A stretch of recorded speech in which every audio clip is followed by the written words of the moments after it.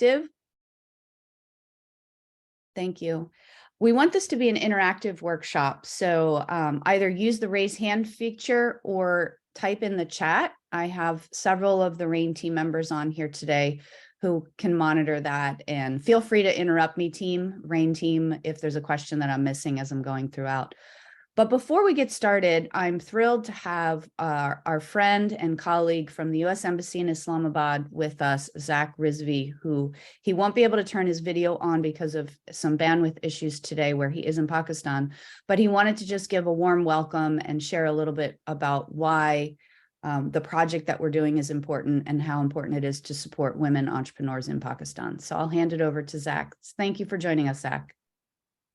Thank you for having me, Caroline. Assalamu alaikum and welcome everyone. Thank you to you as well for joining us for this workshop on top 10 reasons why startups fail. We hope that in today's workshop, our expert speaker, Caroline Cummings, will talk about how entrepreneur fails at something during their journey. Some fail to launch a business. Others fail to make it grow and become profitable. But regardless of the circumstances, every entrepreneur fails. However, what tends to differentiate an entrepreneur's failures from the failures of others is that entrepreneurs often get up and without hesitation, try again. They have the drive to keep trying, and they learn how to take punches, brush off their shoulders, and get back in the game with thicker skin. To all the aspiring women entrepreneurs here with us, I just want to say that the diversity of your ideas and coupled with your unwavering commitment will enrich industries across a wide spectrum here in Pakistan. You are the brave and bright future leaders of this country, and the United States government is proud to support you in this journey. We all recognize the tremendous challenges that women often face in the business world. We do understand that your journey to success will be marked by unique obstacles, ranging from gender bias to limited access to resources. But despite these adversities, I feel extremely confident that with guidance and mentorship of experts like Caroline, you will learn to succeed as an entrepreneur, inshallah. And with that, I would like to turn it back over to Caroline to take over the session. Thank you. Shukriya. Thank you, Zach. That was very well said. And you always know how to say things in an eloquent, classy way. I really like the brave and bright leaders. So thank you for joining us. I know you likely have to run, but if you can stay for a little bit, you're welcome to stay with us as long as you'd like. And please say hello to our friends there at the embassy. Okay, losing my voice now. We don't want that to happen this early in the workshop. Okay, for those who have just joined, Caroline Cummings, CEO of RAIN, we're here to do a workshop on the top 10 reasons startups fail. In a moment, I'm going to share my screen, but this workshop is meant to be extremely interactive. So we want to hear from you. If I say a word or a comment or something that doesn't sound familiar, please raise your hand. My team, there's a few RAIN team members on who will be monitoring that and interrupting me and letting me know, hey, there's a question or someone has a comment. Believe me, if you have a question about anything, I guarantee you there's at least 3 more who are wondering the same thing. This is a safe space. We want to make sure that we're here to help you. So before we get started, if you could, in the chat or even in your name change feature in Zoom, just tell us who you are, what your, just through typing in chat or through changing your name. I see most of you have your name, but add what your business name is and which university. If you are associated with one of our 3 university partners, please add that in. If not, you'll just put your name and business. If you're an entrepreneur support, I see a few folks on here who are mentors and support entrepreneurs, just put that. I also want to say we have recently, I'm excited to say through the funding we have from the embassy, we have selected 3 women to serve as entrepreneurs in residence. We're not quite ready to announce who they are yet. So for those of you who are on the call, please hold back on saying that you are the EIR because we have to go through the paperwork that we do with you before we make those announcements. But I'm glad that you could join us today. The entrepreneurs in residence will be women assigned to one of the three universities, Fatima Jinnah Women's University, Barrio University, and ComSats. And they are experienced entrepreneurs going through the journey alongside of you, and they'll be helping along the way. So you'll get to meet them at a later date and reveal who they are. So with that, I'm going to go ahead and share my screen and hop into my presentation. So before I do, can you all see my slides? Give me a thumbs up for those of you I can see. Great. Okay, excellent. So my journey of having two startups and having a failure was very long, and it felt like it lasted forever. But let me tell you, when I look back in hindsight, all of the learnings I got from my first company, which failed, are what informed me in my future startups. Because of the failures in my first startup, I was able to take the second company that I was the CEO of with business partners and build and scale that and sell it as a techquisition in just 11 months. And that is very rare. And the only reason that happened is because of the failures that happened in the first company. My first company was basically, the business model was Pinterest, for those of you familiar with Pinterest, but 3 years before it existed. And so it goes to show that you can have a great idea, but if your market timing is off. Oh, sorry, can you guys mute? Those of you who are just joining. I just want to make sure folks stay on mute while the presentation is going on. We do want to hear from you though, so if you have a question, use the raise hand feature or type it in the chat and my colleagues will call on you.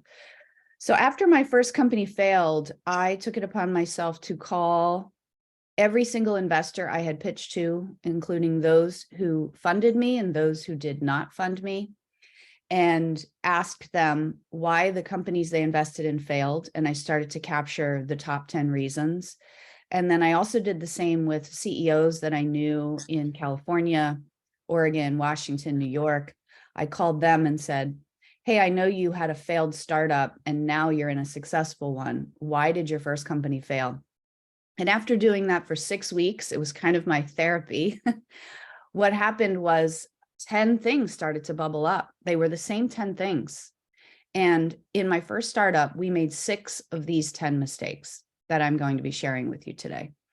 And the first one that I focus on, I spend a little bit more time on because it is the most important reason. So as we move into the presentation, I'm going to share an advertisement that was run in the London Times back in the 1800s. And I'm just going to share this ad, and then I'm going to see if anybody has heard of this or knows who placed this ad in the London Times. It read, "Men wanted for hazardous journey. Small wages, bitter cold, long months of complete darkness." I would have already turned the page by then. "Constant danger, safe return doubtful, honor and recognition in case of success." Now, this story is more popular in the London, Europe area, but it's also taught in MBA programs here in the United States. And I'm wondering, does anyone know who ran this ad in the London Times in the 1800s? I'll give it a minute to see if anybody can post it in the chat. It's not an easy one. So this was Ernest Shackleton. He was an explorer, and he was trying to put a group of men together, his team, to go out and sail. And in those days, people were funded by investors to go out and do research. What's out there? What's out in the big open wide world of the sea? And so he was an explorer, and he needed to put a team together. Now imagine this. He runs the ad, 1,800 men respond to the ad. He has to pick only 28 or 30 men to go on this expedition with him. And it's going to be a 2, maybe 3-year expedition. So to put a team together that quickly is pretty amazing. And this is why he is studied in MBA programs here in the US, because what he did was he identified 400 of the men and he did speed interviews with them in person. And he knew how to ask the right questions in order to pick his group of 28 men. And I highly recommend, there is a documentary on this. I will see if it's available to watch in Pakistan. If it is, we will share it with you, but certainly there's plenty of books. Shackleton came up with a mantra called "By endurance we conquer." And every company, whether you're a startup or you're a big, huge business, like a big tech company, or here in Oregon, one of our biggest companies is Nike, they all have a mantra. We have a mantra at Rain as well called "What's Next," which we'll talk about later. But I wanted to share this because there were failures along the way of their journey. And they crashed into icebergs, they lost their ship.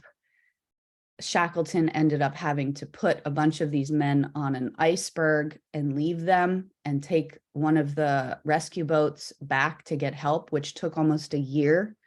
So he had to be able to identify, which person do I pick to be the leader here?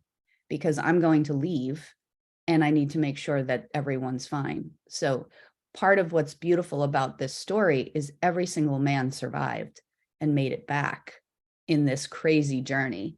And that was because he knew how to pick a great team, and he knew how to keep the team motivated.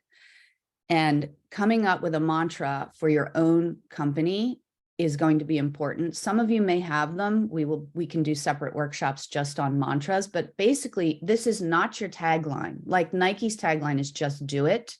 That's not their mantra, because you're trying to pick the essence of a brand. I'm going to share a couple and let's see if anybody knows which companies have these mantras. Whose mantra is "think different"? Anyone know? That's Apple. Do the right thing. Their mantra used to be, yeah, there you go, Qasim. Their mantra for "do the right thing," their mantra used to be "do no evil." And then they changed it once the company changed the name from, who do we have? From Google to Alphabet, okay. And then Nike, most people think the mantra is "just do it," but that's actually the tagline. Anyone have any sense of what is the essence of the brand of Nike, what they might pick?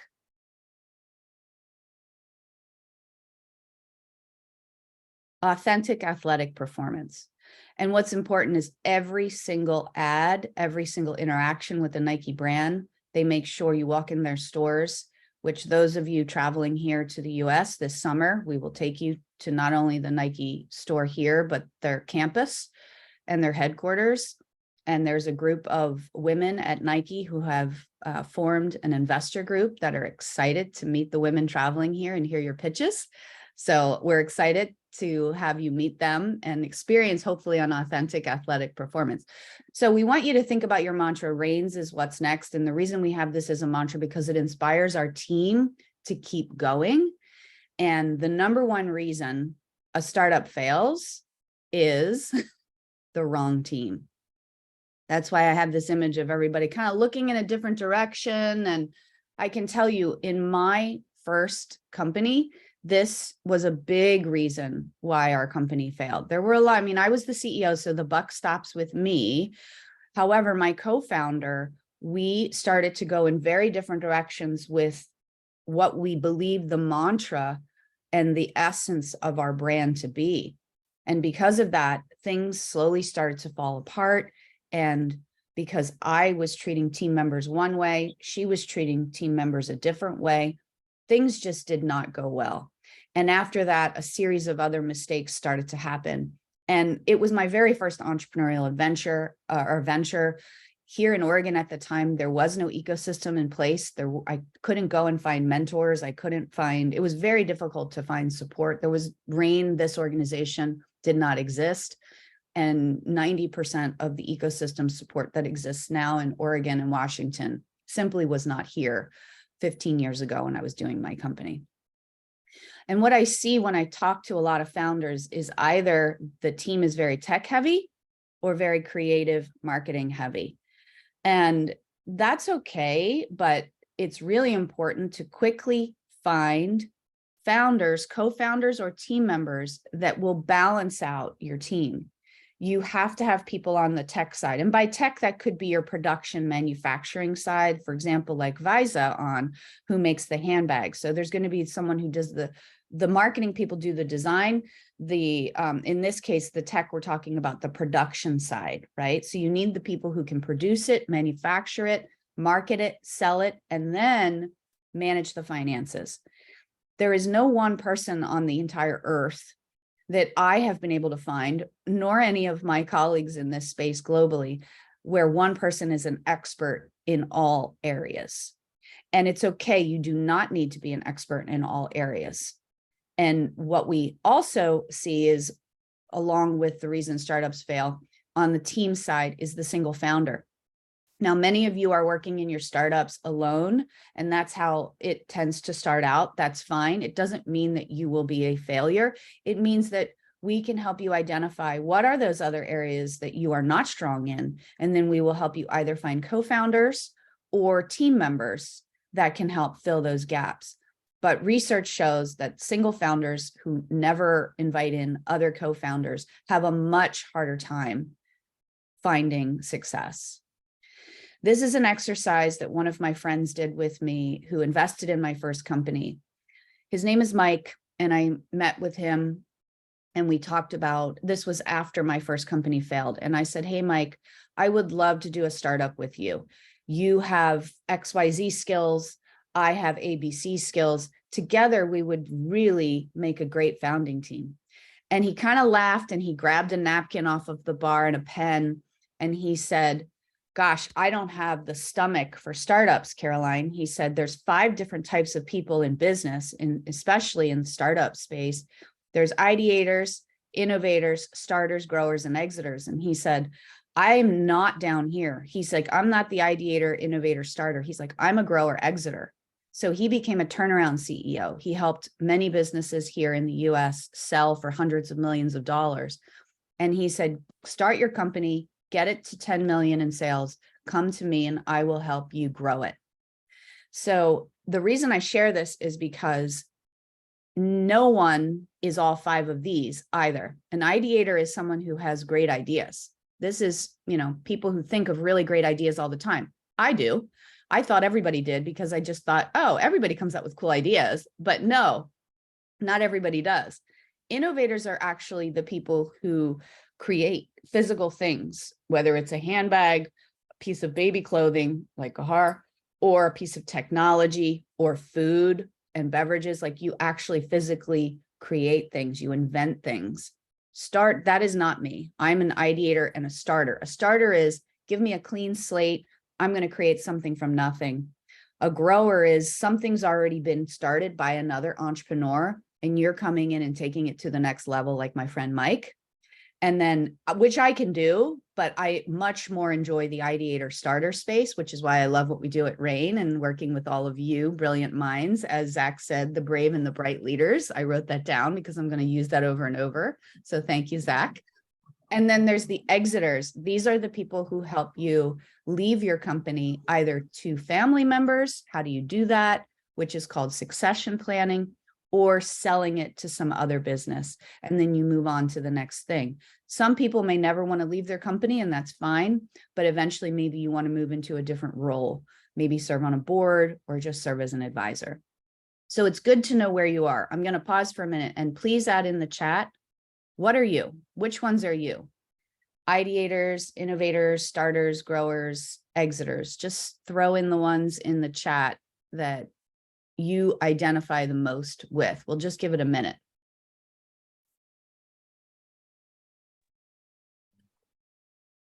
All right, ideator, innovator, starters, innovators. I imagine on this call, we're going to see a lot of those in the first 3. Awesome. Great. And keep adding them in as we continue on with the presentation. And what's good about this exercise is that it gives you some time to forgive yourself for not knowing everything. We do not expect you to know everything, and at different stages of your startup in your business, you're going to fill in different hats. You're going to wear different hats.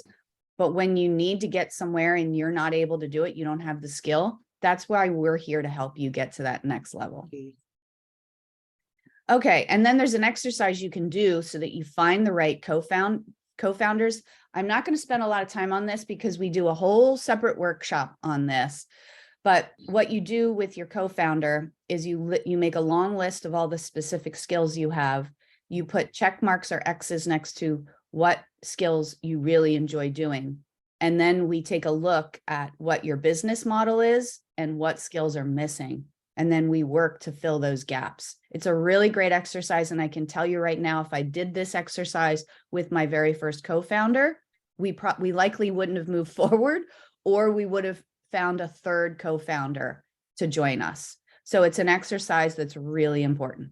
So I just spent a lot of time on the number one reason, because the wrong team is the number one reason startups fail. So it's really important to make sure you find the right people. Second, wrong timing. So we also had the wrong timing in the market with our first startup, even though I said it was Pinterest's business model before they ever existed. But at the time, in the early 2000s, I don't know if you guys remember the little share icon that used to be on websites. That just started to be seen, and Facebook had no revenue model. Twitter was non-existent. Instagram was non-existent. This whole idea of Pinterest clearly was non-existent.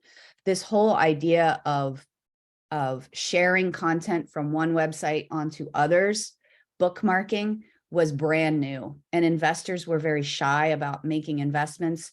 They really did not want to be able to make those investments before someone else proved the market. So that's the number two reason. The number three reason, this was another big mistake we made. This image is depicting the wrong legal team. I can't emphasize how important it is that your extended startup team is, not the people who are working day to day in your business, but your lawyers, your advisors, your accountants, your banker, those folks. It's really important you pick the right lawyers. We picked the wrong lawyer. Now, just for fun, we're going to pretend this guy was our wrong lawyer. And I want to open it up to you guys to think out of the box. Let's pretend we're all on the same startup team here. We walk into this guy's office. He's the one who's going to be our lawyer. What are some things about, like, just your gut, just trusting your gut here? What are some things that this guy is telling us without even speaking? Throw some things into the chat. Or raise your hand and you can unmute. Think outside of the box. Can we see his mouth? Do we know, is he smiling? What is he doing? He's got a pile of work in front of him. We can't even see him. Does he really have time for us? Is he accessible? So this is just a depiction of noticing signs when you're meeting people. And we were so excited. Yeah, he's observing something, but not us, right? And these were signs. We had a $300,000 check that an investor had written to us for our first startup. So we were excited. We were like, we need a lawyer. We need operating agreement. We need, so we had an operating agreement drawn up. But our first investor, he wanted to never dilute his shares. And I can do a whole other conversation on why that is. But for sake of time, I'm just going to tell you that it's important to interview your attorneys. And these are some questions that you can ask your attorney or attorneys, depending on what work you're doing. How much, time do they have for you? Have they ever worked in your industry? If you're actually raising money, capital, do they even know what that means? Have they ever put a capitalization table together? Do they know how to put together compensation packages? Or if you have intellectual property and you're trying to do trademarking, have they ever done that? If you're trying to export outside of Pakistan, have they ever done that? Do they have experience working with people? who potentially want to figure out a way to take on big funding. And if not, then you need to move on to the next person. There's a few folks in the waiting room. Anna, are you tracking that just to let them in? Okay, great. Okay, so the number 4 reason startups fail. This image is depicting boiling the ocean. Has anyone ever heard this? I had never heard of it before, but an investor told me this in my first startup. She was like, "You're boiling the ocean," after I did my pitch. And oh, I want to go back, he's busy with his own thoughts. Yes, that lawyer was definitely busy with his own thoughts. He definitely didn't have any time for us. So boiling the ocean means you're trying to be everything to everyone now. We're going to be the Facebook and the Instagram and the Twitter and the this of the world. And it's like, well, maybe eventually you will be that. But right now, when you're in your early stages, do one thing really well, better than anyone else. Prove that, then move on to the next thing. So if you have 15 different types of products, pick your top 2 or 3 and knock it out of the park with them, right? And so make sure you're not trying to be everything to everybody. Everyone on this call is an entrepreneur or supporting entrepreneurs. What that means is we all want to do more. We all want to help and do more. And committing more than you can accomplish is exactly, Faiza. Thank you. That is what boiling the ocean is. Okay, the number 5 reason startups fail. What's wrong with this picture, you guys and gals? What's going on here? Here's the team, the startup team, building the company. The customer's over here. What's going on here? Feel free to unmute if it's easier to verbally communicate it. No access to the customer base. Yes, exactly. Bad teamwork. Gotcha. What else? Probably giving what you have rather knowing what customer wants. Exactly, Visa. You hit the nail on the head, as they say, not talking to your customers. So here we are, all of us co-founders, building our cool startup, building it for this customer all the way over here on this island. But we should be on the island with the customer building our product. Because what if we get there and we're building it green and they're like, well, we really wanted purple. Or what if it's round and they're like, we really wanted a square. Or, so you're building it for you. The entrepreneurs are building it for themselves instead of building it with the customer in mind. We have a whole process called customer validation. And I know our friends at Baria and Comsats and Fatima Jinnah do the same thing in their business incubation programs, and they do customer validation. It is an important step. And believe it or not, half of the entrepreneurs will create products without ever even asking their potential customer if they would be interested in buying it. Mind blowing, right? And so just because you have a passion doesn't mean that a group of someone's will also want to buy your products and your services. So make sure you're building your product and services on the same island as your customer. Get out of the building, get out of your wherever it is that you live or work, and go out and talk to customers and meet them where they are. And also, while you're doing that, check out what your competition is doing. How are they marketing their products and services? Are they successful? What language are they using? What colors are they using? And it's really important to have a good understanding of your customer base. And when you include them in your research and your development, this is one of the things we did really well in my first startup, was we did include the customers. We asked them what they thought. We listened. We implemented what we thought was appropriate. We let them know we made those changes. We thank them. Now, here's the key thing. One of the mistakes we made was we started paying them money to review our products and review our website for us.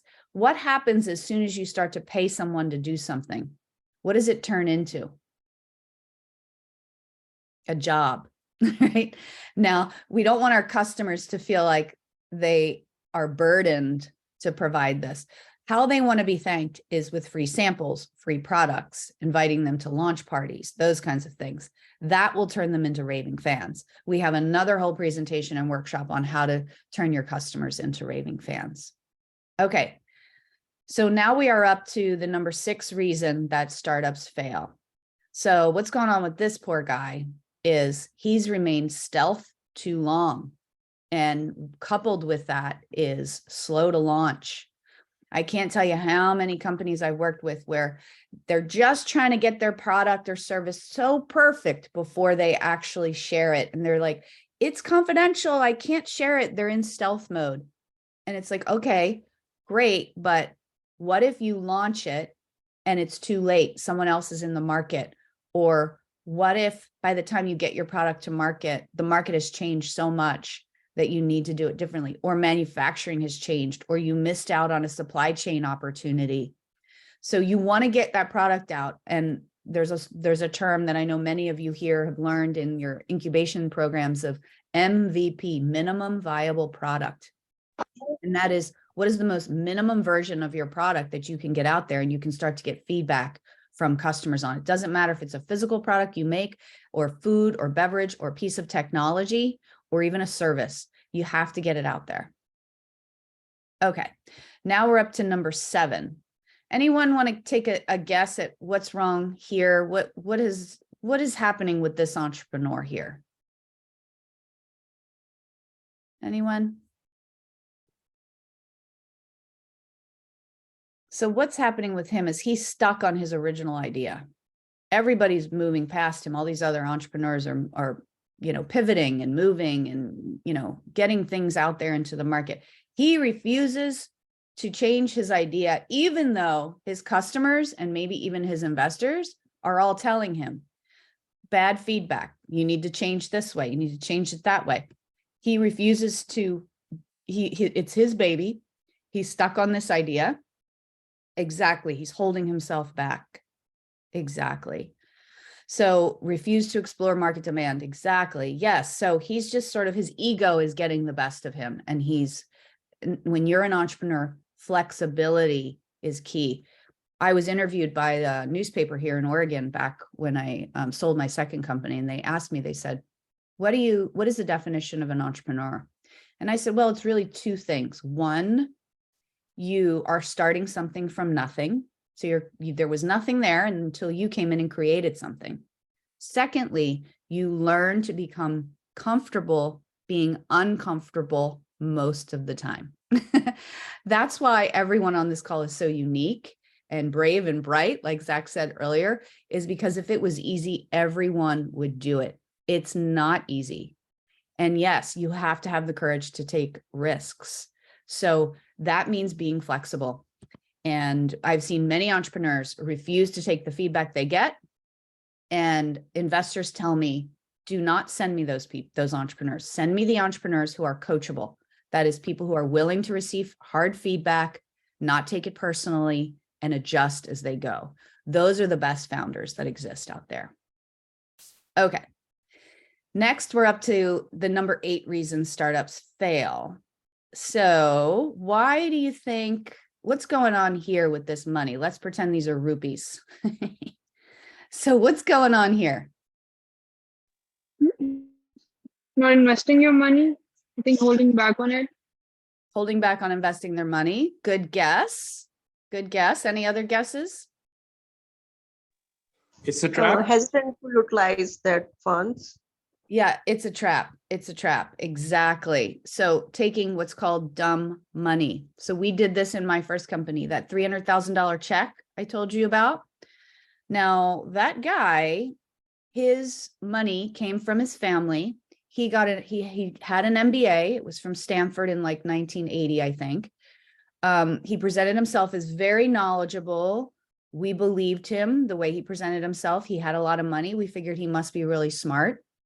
His money came from distribution of Coca-Cola products all over the United States. So him writing a $300,000 check would be like me giving you, 50 rupees. It was no big deal for him. But we later found out that he wanted to get so involved in our company, and it turned into several mistakes that we made holding us back. He refused to dilute his shares. He always wanted to own 33% of the company. We were new, we had no mentors, we had no advisors. So we said yes, and we put it in our, well, that's why we had that bad lawyer I told you about earlier. We had a bad lawyer, he had a bad lawyer. It was a bad deal. And so we took what we call here dumb money. And anybody on this call has any investors that you're talking to, include us. We will join those Zoom calls. We can ask the dumb questions. We can ask the hard questions. We want to make sure that you're setting yourself up for success, because our idea was clearly great. I mean, Pinterest is super successful and they're worth hundreds of millions, but we made a lot of mistakes. So we never made it to market first, and we took dumb money. So here's what smart money brings: business experience that is relevant to your industry, management experience. Someone may say, oh, I know how to do import export of food products, but have they actually ever managed a business that does that? Management is different than business. You can get an MBA and have business experience. You can go work for someone else and have business experience. But if you haven't really managed an operation, we all know that's a very different type of person and personality that we all grow into. So you want maturity, and that doesn't mean age.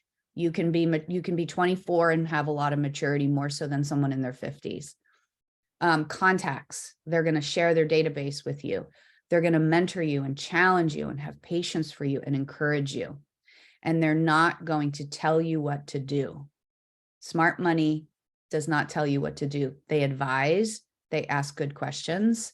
And that's something that you're looking for when you have someone who's willing to give you money to invest in your own company. Okay, we've got 2 more reasons here, and then we're going to open it up for some questions. This poor guy, he's got a sickness, a startup sickness. It's the number 9 reason startups fail. Anyone want to take a guess at what sickness this guy has? Disheartened, I'm sorry, Hina, could you say that again? disheartened, hopeless. Yes, hopeless, disheartened. Yes, he has that now, but it was because of something that happened, and it's called founderitis. Work to death, yeah. So founderitis is a real thing. Here's what it looks like. Let's go back to the guy who was stuck on his original idea. You're getting all this feedback. One of the pieces of feedback is, you know, hey, we don't think you're the right person to run this company anymore, or we think this person would be better in this role.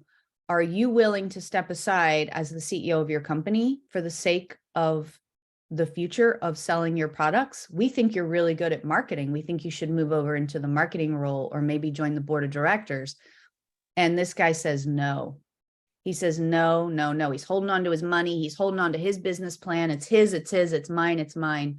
And it's called founderitis. And what happens is people just stop wanting to engage with you. Customers, this trickles down into the culture of your team, and it's greed, and that's not a good thing. And so he's on minimum life support over here. His company is about ready to go under, and he doesn't really care. Now, later, he will become disheartened. And when he's able to look back and realize that he got in the way of the growth of his business. So really, it's about understanding your ego and understanding the hubris and understanding, why are you doing this company? Are you doing it for you and only you? Or are you doing it for your family and for the community and for the people who want and need your products and services? And that's a very important question to ask yourself. Otherwise, you get founderitis. Okay. The number 10 reason startups fail, everyone always thinks is the number 1 reason, which is spending too much money. Now, yes, we did run out of money in my first startup, but that was not the reason the company failed. It was 5 other reasons that I shared with you earlier in the presentation that led to us burning through and spending too much money. So a lot of people will say, oh, my company failed because we ran out of money and I didn't have enough money to pay my team, and sales stopped coming in. So the reason the company failed is we ran out of money. We spent too much money. I guarantee you that's not the reason. There's definitely at least 3 other reasons. Maybe they were making the wrong decisions, the wrong hire decisions. They picked customers or suppliers that took too long to get them. what they needed in order to meet the demands of the market. They took dumb money like I did and were beholden to investors who had they were investing for the wrong reasons. So spending too much money is the number 10 reason. So just a quick recap. Wrong team, wrong timing, wrong legal team, boiling the ocean or doing too much, not talking to your customers, being stealth to launch and slow to launch, stuck on your original idea, taking dumb money, getting that terrible disease of founderitis, and burning through your money. These are the top 10 reasons that startups fail.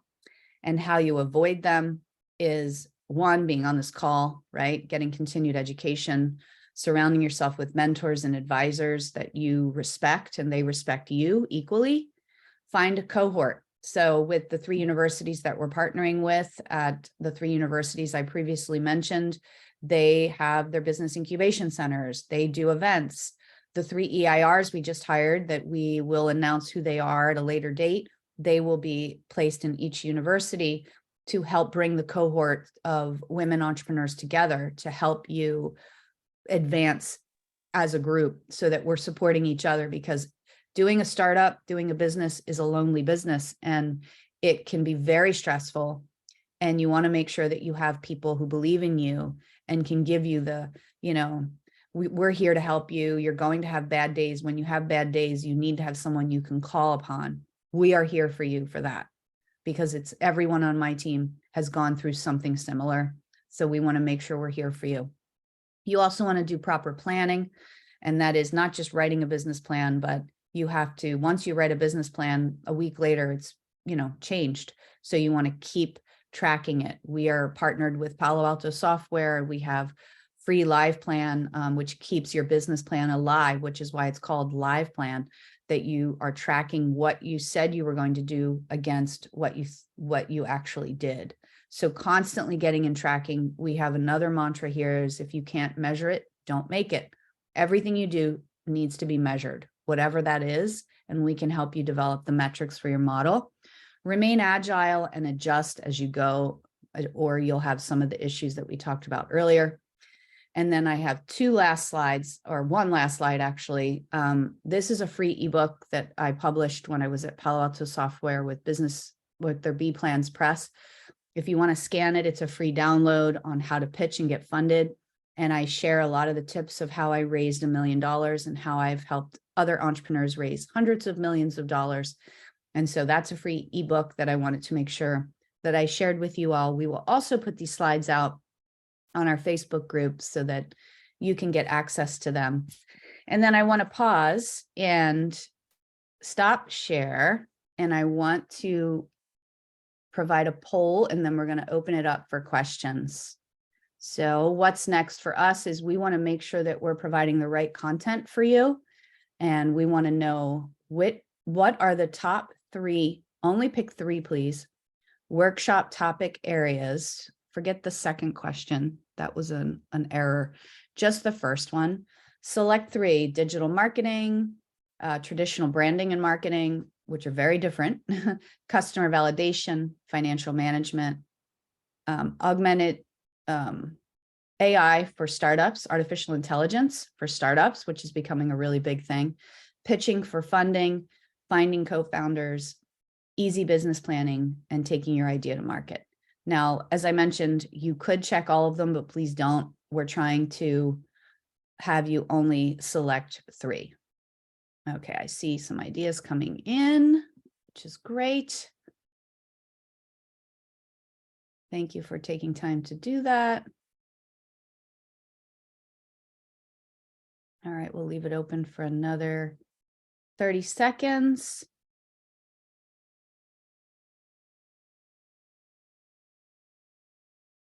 Okay. And I'm going to end the poll. Oh, things are still coming in. All right. So it looks like we have digital marketing is a winner, as well as taking your idea to market. Anna, could you take a screenshot of this? Because I know how Zoom doesn't. Yes, I just did. Mhm. Great. Doesn't save all the poll results. This helps inform us. Our model is investigative, not prescriptive. What that means is that we want to make sure we are providing the content to you that is relevant to you right now where you are in your startup. So with that, it's time for some questions. If you can use the raise hand feature, we'll call on you, or you can type it in the chat if you would like. But thank you all for being here. Really want to hear from you. And this last 10 minutes is for you. Oh, the untitled question was a mistake. Sorry about that.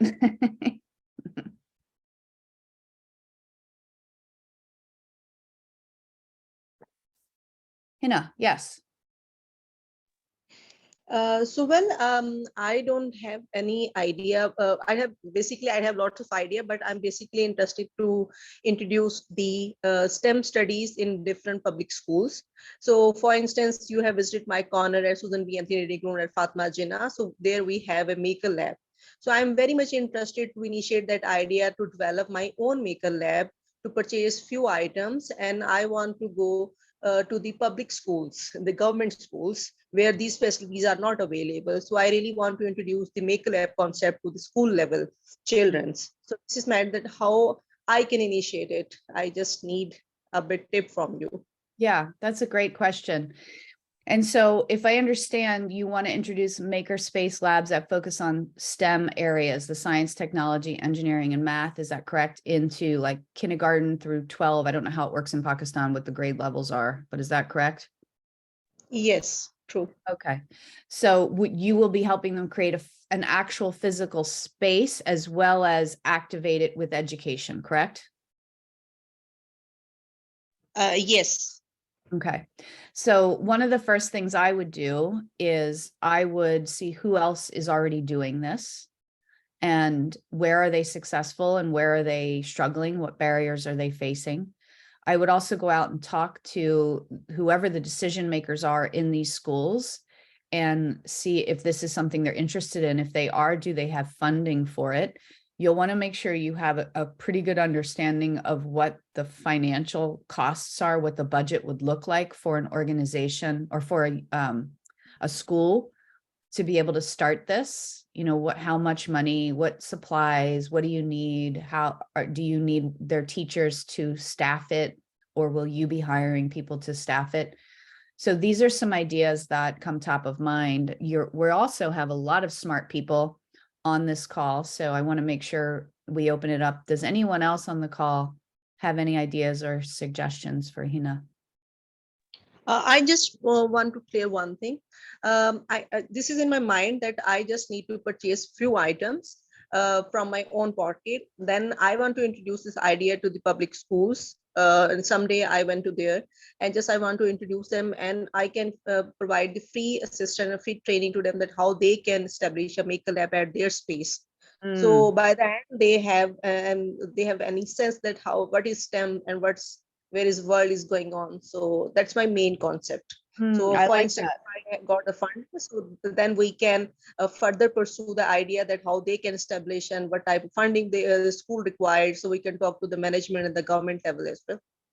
Okay, I like this. It's almost like you want to sell a makerspace in a box, right? A toolkit. Like here, if you want to start a makerspace in your school, here are all the things that you need. Not a physical box, of course.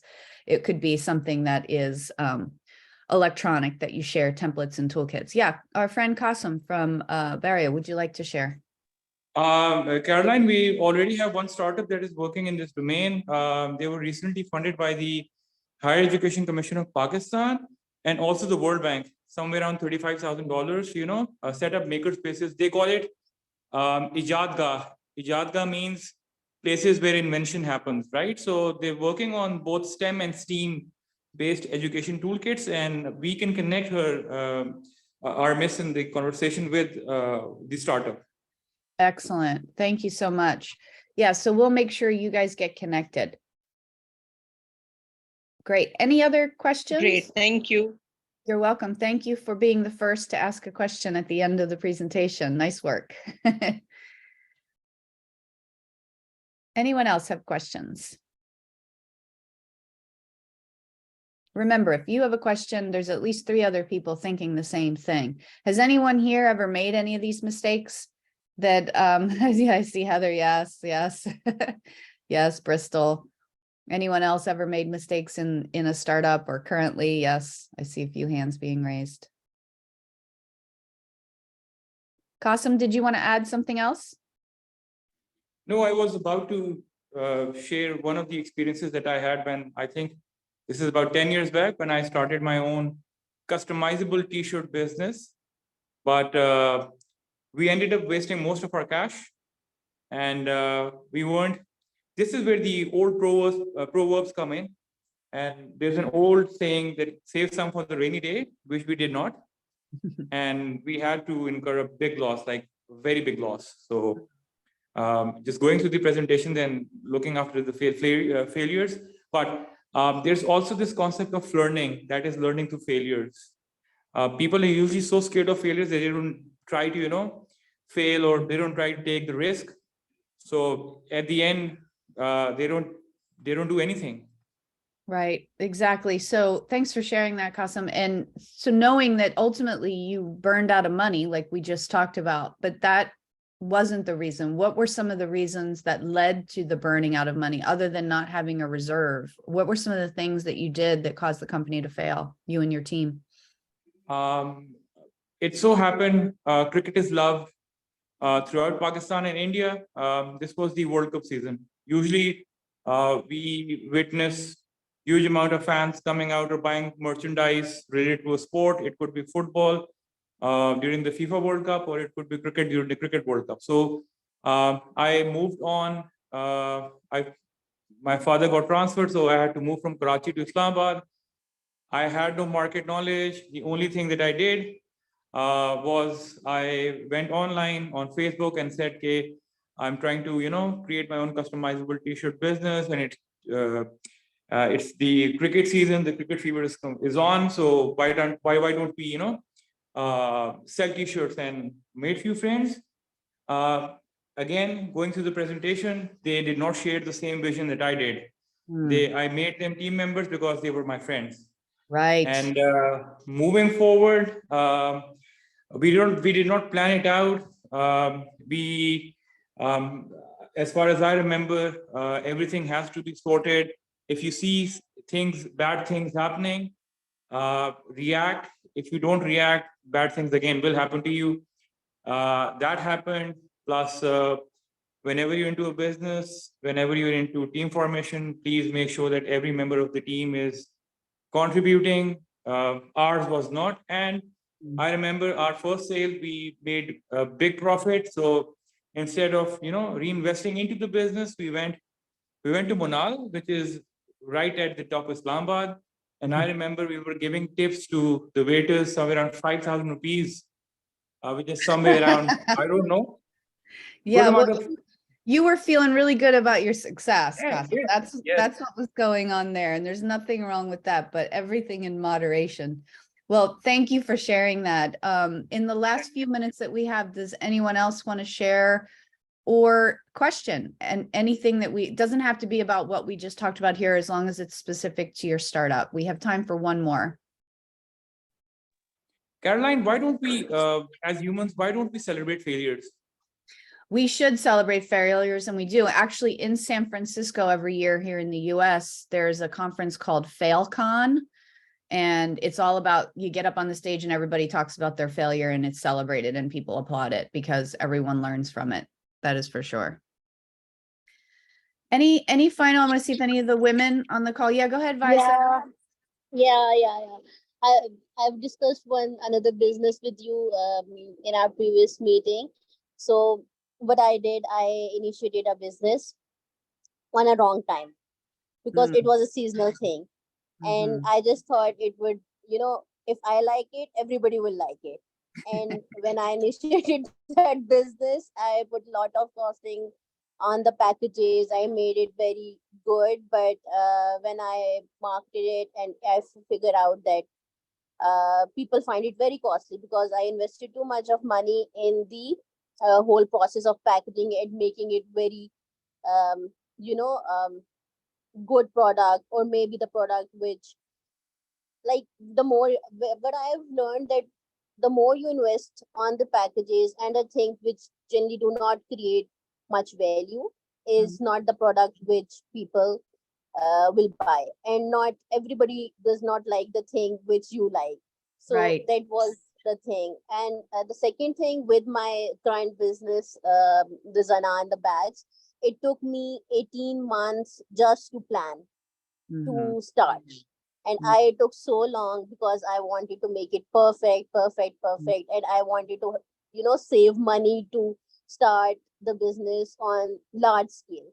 Mm. Uh, which ended up like I I invest in another business as well, and it doesn't make any sense and it doesn't flourish. And Mhm. then I ended up starting with just 150,000 rupees only. So Mm. I just thought, let like 18 months of just thinking about to making it perfect, Mm. because I heard somewhere that Japanese, take 80% of time in planning and 20% in execution. So I was Right. just in the planning process, Yeah. and I didn't jump in. When I I jumped hear you. in, and then now I'm making my ways to to Yes. start it, Well, and to make it bigger. that's how we learn. And thanks for sharing those two failures there, because I think so many of us can relate. And Visa has beautiful handbags that I purchased when I was there visiting Pakistan, as well as Gahar has beautiful baby clothes. So in the last few minutes, you guys, because we're all about promoting you, put in the chat the link to either your website, your Facebook page, your Instagram page. We'll leave the room open for a little bit so that we can all benefit from accessing and clicking on your links and promoting you. We're here to serve you. And I think Zach maybe left already. Let's see, is Zach on still? I think he exited the building, as we say. But I do want to thank the U.S. Embassy in Islamabad and thank the U.S. Department of State for funding this 2-year project so that we could do this and more of this and support you and help you advance your business. We're also thrilled to have 15 of the women who most are on this call now, 3 faculty, Qasim, who you heard from, Dr. Ahmad, and Estisham, will be also visiting here in Eugene, Oregon this summer. And then we will do it again next summer. Another 15 women and faculty will be visiting. So excited to see you all soon. So thank you for putting in the links. I'm going to stop the recording.